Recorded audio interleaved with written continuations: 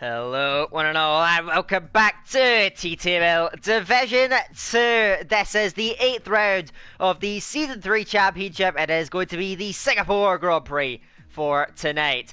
And this could be a well-defining round. We're 8 rounds into the 11-round season. We are now getting right up to the sharp end of the championship, which is still very much up in the air. We'll see how it all unfolds in to take the action here at Singapore tonight. It is myself, Daniel Hogard, leading the way in commentary. Unfortunately, Tom isn't available for tonight. He suffered a bit of a, I believe, a collarbone injury, which has held him back from running this stream.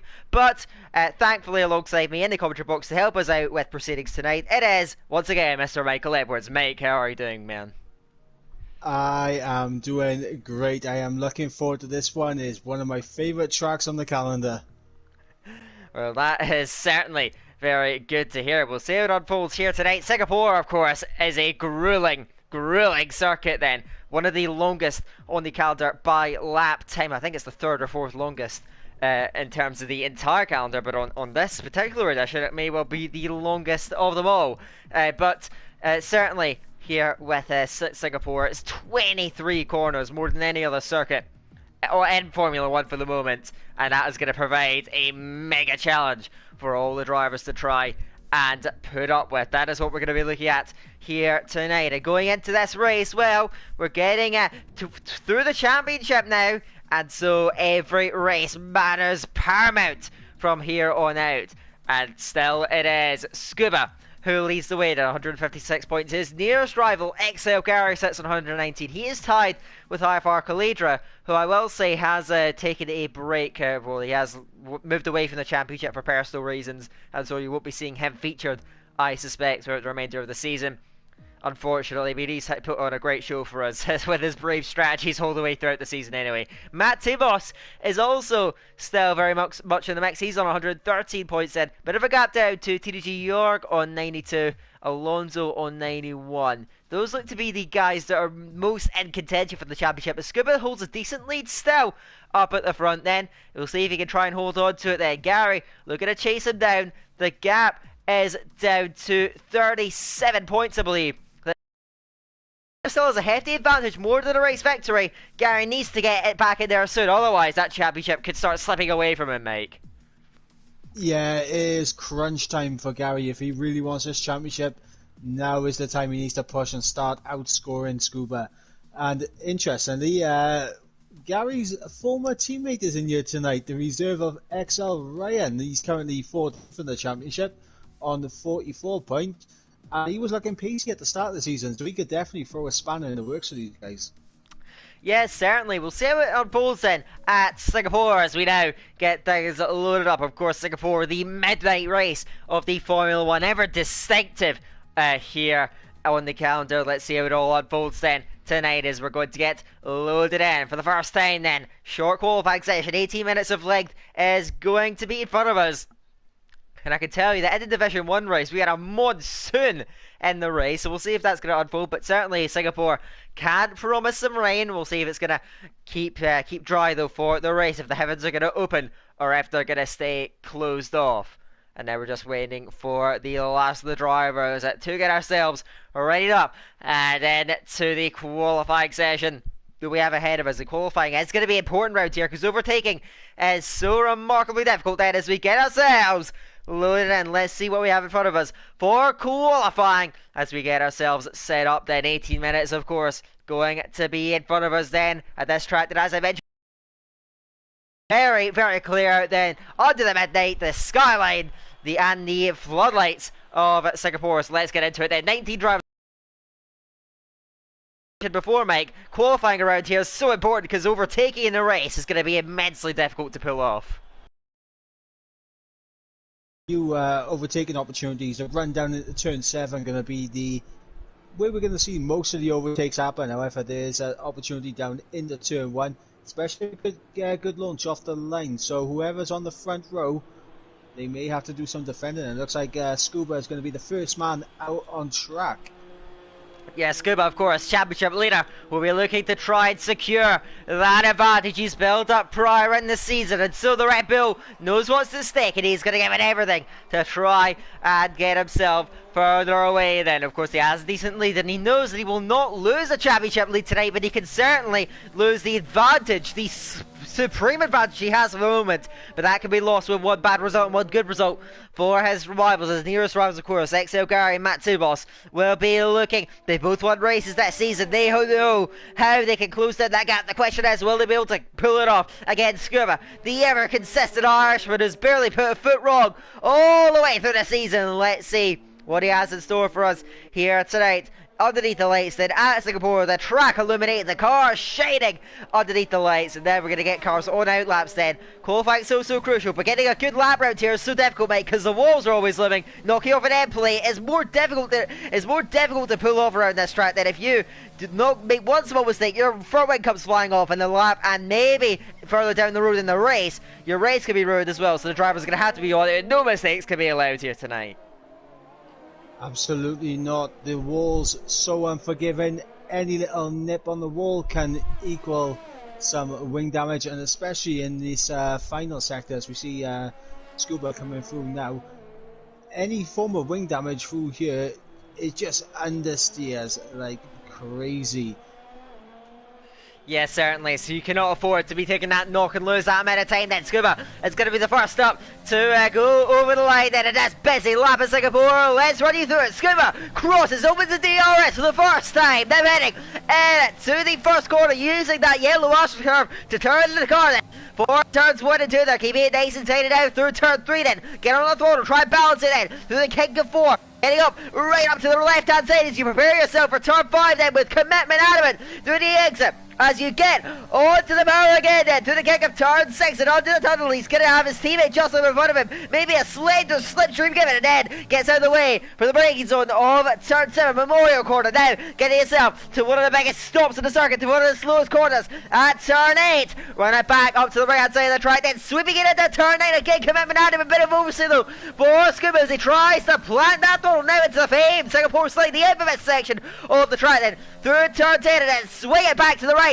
Through turn 11, balancing that throttle through turn 12, then trying not to spin up the rear tires onto the race under the Anderson Bridge into the airband. At turn 13, DRS is going to be open yet again for the third time of the flying lap then. Heading in to the last sector where arguably most of the time can be won or lost. So the Red Bull gets onto the race for 14 then. Don't run over that white line, it can't validate your lap now. Through the king of 50, you turn while braking. So difficult, and a bit of a lock-up for Scuba as he punches out at 16 and 17 now underneath the grandstand. And to turn 18 and 19 and again bouncing that throttle. Gonna keep that right foot disciplined through this last thing. And a turn 20, run right up against the wall, scraping off, heading into the last two corners at 22 and 23 to the lane at Scuba. He kicked things off with a 134.3. Expect maybe more spread out times around here but at most other tracks. But Scuba making a statement early on. Gary though is up on him to the middle centre, keeps it clean to the last corner as well to the right. Gary storms the professional pole, and that is a statement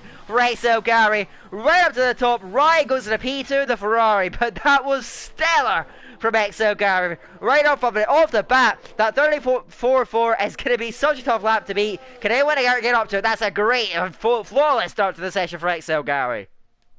Yeah, it's an absolutely fantastic first lap there from Gary into the 33s immediately. All of the people who have yet to set a lap, they're gonna see that time and think, okay, now we have to pull it out of the bag here if we want pole position.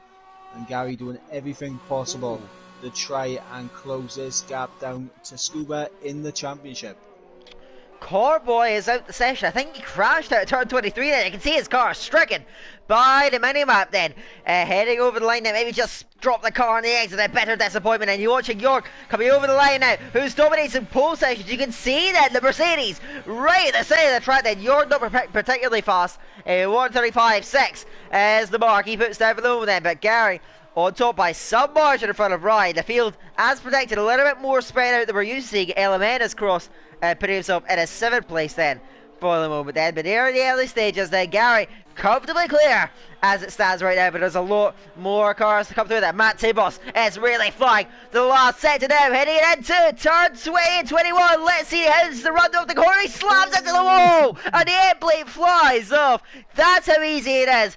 Thankfully, Matt Tibos right by the pit lane can get that repair, but that's not the start that he wanted. A potential championship contender faltering. Matt Tibos then is going to have to go through the pit lane, and a lot of drivers struggling to get valid laps, and then a difficult circuit is proving. Gary's still in pole position, only 9 lap times in so far, and we're going to see, I think, more of that then. These guys going to struggle to get lap times in then. Gary on top, will he hold on to it? So far, his time's not coming to threat, but they've still got 2/3 of the session in front of us. Yeah, absolutely, and a fantastic banker lap there from Gary, season over 6 times clear of the next man, XL Ryan, and over 9 times clear of Scuba, the championship leader. And I was just looking at the championship, and I just noticed that the constructors, it's possible it could be wrapped up here tonight. Yeah, Red Bull, that formidable pairing of Scuba and Matt Tibos have ran away with the front of that Constructors' Championship then. I'm not sure if they will wrap up this round, but they're certainly in the driver's seat to take that one home then. And the session into a pressing matters. Emir crosses, goes in a P5 then. The Williams and behind him, that's Falk. He's just started a flying lap at a bit of a quiet stage in the qualifying section then. The Williams breaks it in at turn 3 then, running up to the exit curb. He's got a car in front of him, hopefully not going to be too much of an obstruction. Onto the brakes again then, sweeping through turn 5 then, to the exit he goes. Falcon's pretty handy over one lap then, he's going to get a bit of a tow from Amir, who goes over to the left hand side, and Falcon goes through. First sector time is the half decent at a 26.3 to kick things off. Then he's tentative through the exit of turn 7. A nice rotation of the car. Spectacularly sweeping it through turn 9, getting right up against the wall, but just about able to hold it together. Get himself on to the brakes. It takes a load of car on the inside of that Singapore slag. Then again, swinging it and to turn 12 again, right up against the wall. This is hugely committed from the Williams driver, but runs very wide, goes to the hairpin. Now compromises run all the way down this back street with DRS over yet again. Tied to the middle sector is a 103.2 then, not as quick as they would have hoped for, I don't think, in the Williams, and so he'll be looking for more. I think Tionis has put himself up in a P3 then, in front of Scuba, who sits 4th then. A lot of drivers in the sort of low to mid 34s, that seems to be where the majority of the grid is faced at the moment, but sporadic placings and timings further back at the moment. Falk though, I don't think this is the best lap of the world. I think he's just getting settled in right now in this session. We've seen a few mistakes then on this lap for the Williams. He crosses, goes into P8 for the moment in a 135.4 to kick things off then. So that is his session underway now, kicked off. A lot of drivers on out laps transitioning to those middle ones. Garrett's still poking in, and get there then. A lot of drivers on 34s now need to improve, now need to push up then. They can't let Garrett go on a pose, otherwise he's going to have a major advantage into the race then. Scuba and Matt Tibos, championship contenders, need some big runs here. They've got to try and get up to their rival Gary. Yep, and Scuba right now on his flying lap, DRS wide open on down to the first sector split. He is up on his time, but he's going to need to find a lot more time in sector 2 and 3 if he wants to challenge XL Gary's 33.4 as we go through the heart of the middle sector. And the run down into turn 10 and keeping it tight to open up turn 11. Doesn't run over the curb, so he did sacrifice a little bit of time, but gets a snap of oversteer there on the curb at turn 12. So this may not be the most perfect lap that he would have wanted, but he is marginally down on his time right now. We go into the final sector and a few cars up ahead. Could be some issues with traffic, especially in this final sector. Very difficult to get out of the way if you are the car who is not on the lap.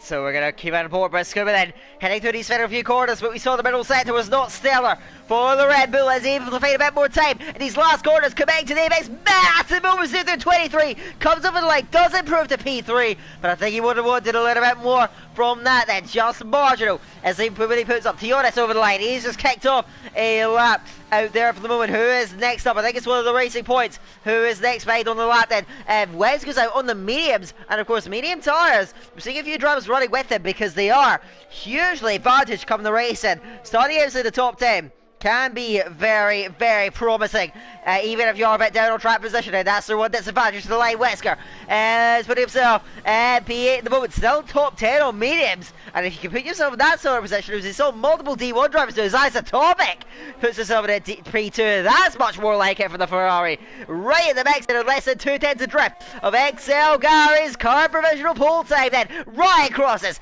is even quicker. Ferrari really on form tonight. Ryan putting himself up there, and Gary though is improving further down the lap as well then. We're going to keep an eye on the Irishman then. Gary's pushed him ever closer then, just a 10th adrift. Thinking Gary find a little bit more time. He was slightly up to the middle sector. Now into the last sector then, running it up to the line then. XL Gary crosses, improves on a 1:33.1. He is flying tonight. XL Gary straight up to the top. He rises. Let's see if he holds on to it. B Morgan crosses. He also improves, go P4. The top 3 though still isolated, but Gary is 4/10s clear. He's keeping that edge over the rest of the field at the moment then. Scuba's coming through. He's validated. Scuba's struggling. Well, I say that he is on the 3rd row. For anyone else it made a decent showing, but with Gary up front, it's so dominant as well. He needs to improve it. His teammate as well. I think that was Theonis improving again, going 4th. 4 drivers down to the 133s, and these guys, they're running right at the front. So far, no one's been able to touch these top 4. They're well clear of the rest of the field as it stands, but still 5.5 minutes to go. Yeah, and for Scuba as well, he really needs to find this time on his final run, because you're looking at guys as Jorg pops into 7th there, matching Scuba's time on the medium compound tyres. We know the pedigree this man has in qualifying, and that is full 11. That's almost as impressive, I think, as Gary, because the compound gap is very large around here. So do not rule out York just yet. We know the qualifying pace that this man has in his locker. That is superb stuff then.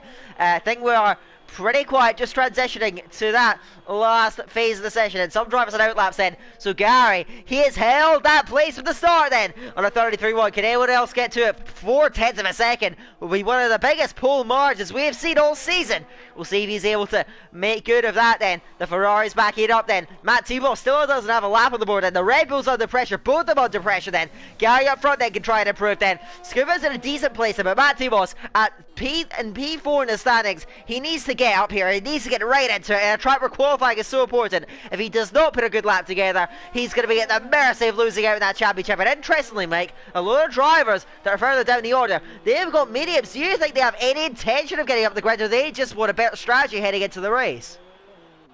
That was the one thing I was going to allude to as Yo crossed the line and set that fantastic lap time. Scuba at the moment needs to find a lot of times, if any of these guys behind decide to switch over to the softs, he could be in big trouble here.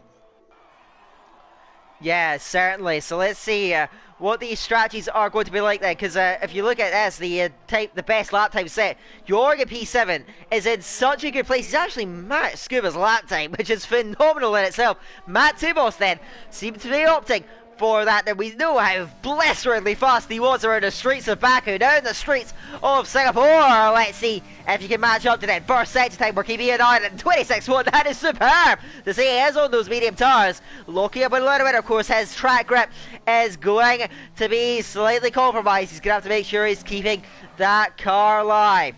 We still have a lot of drivers then on laps further up there. Actually, I think Element's a little bit further up at the moment.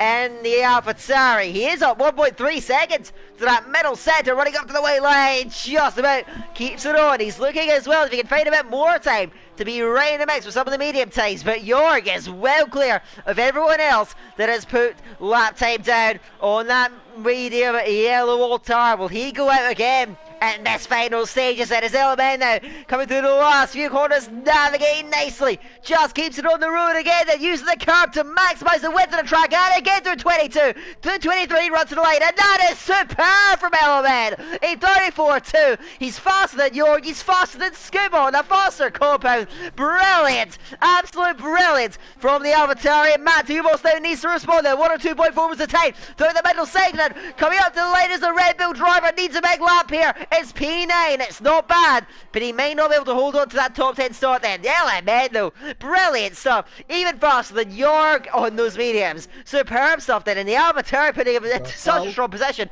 If he can keep it there, as Falk now coming up to the line. He improves strongly.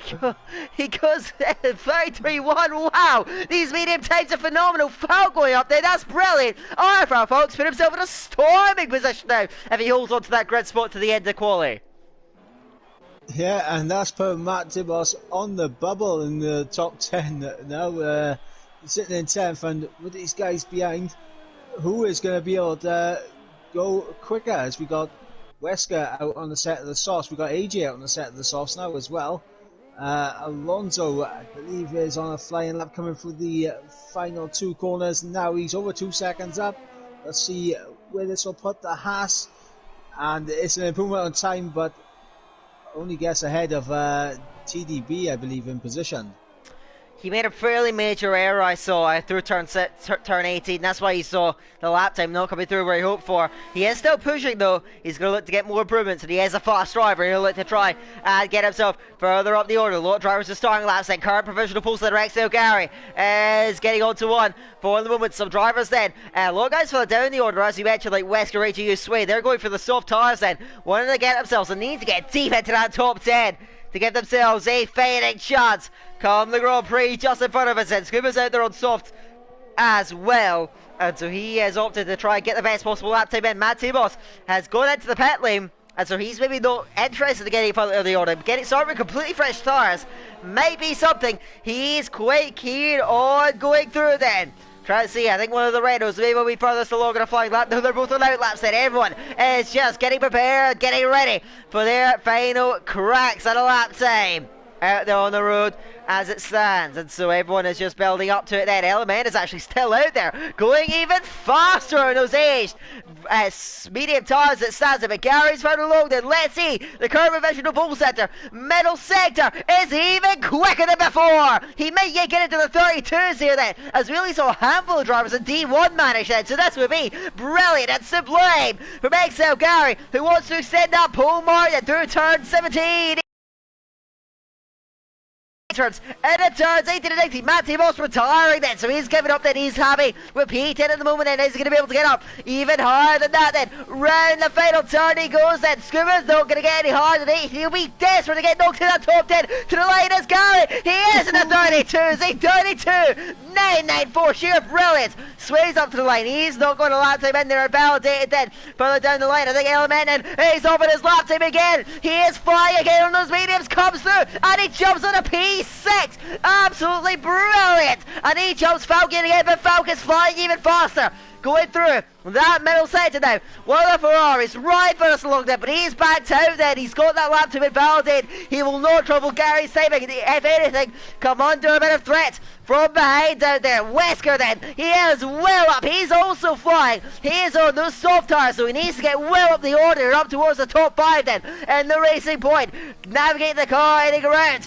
Turn 21 and now to the line then. Wesker, lane 5 then. Coming around the last corner now. He needs a big time. He goes up in a P5. That will do, I think, to keep himself in the mix then. There's Speed Morgan goes straight up the P2 on a 33.5. His teammate Sionis crosses. Still, he does improve, but it was invalidated. I think their eyes thought he would hold on to that place. He ends up in his lap, but invalidated. He mirrors stays up across the line. Sandbags the lap. Stays 11th. He's got no interest in moving up then, I don't think then. Ferrari to the line. Nice topic. He is backed off of that flying lap then. TDB is around the final corner then. Coming up to the line in the racing point there. Crosses only 18th, unable to quite.